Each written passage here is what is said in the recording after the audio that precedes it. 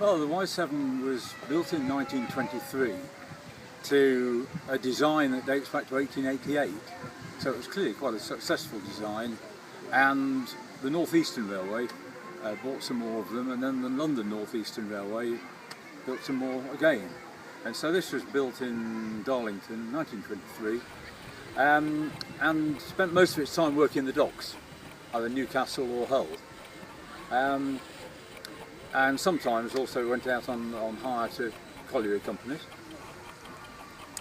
And it ended up in British Railways in 1952 as a works shunter at Stratford. And the Stratford Works was precisely where the Olympic Park was, last year. Then it was sold through an agent and ended up with the National Coal Board in Nottinghamshire. And I was one of three lads just out of school who discovered this engine in its sort of last days with the coal board, in no state at all, and just about to be scrapped.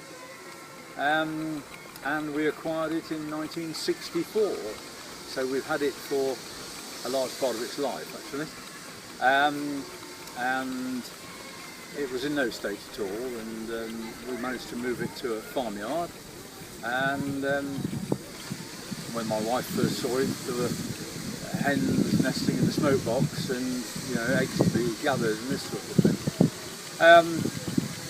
And then in the 1970s it got moved to the Great Central Railway at Loughborough and restored there. We had been lucky enough to find a spare boiler for it, which again was just about to be scrapped.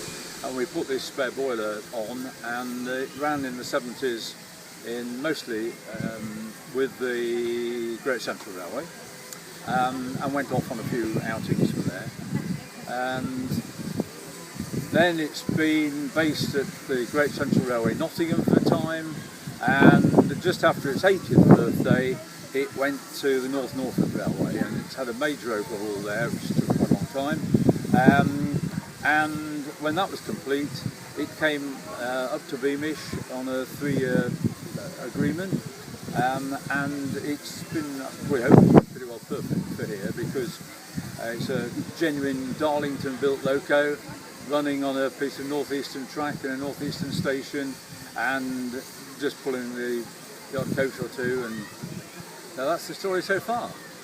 And these three lads, we saw ourselves really as custodians of it, rather than owners. So whilst we were actually owners, we then put it into a charitable trust. So we want it to last as long as possible. It's 90 years old this month, and we want it to go on for another 90 and to give pleasure to many more people.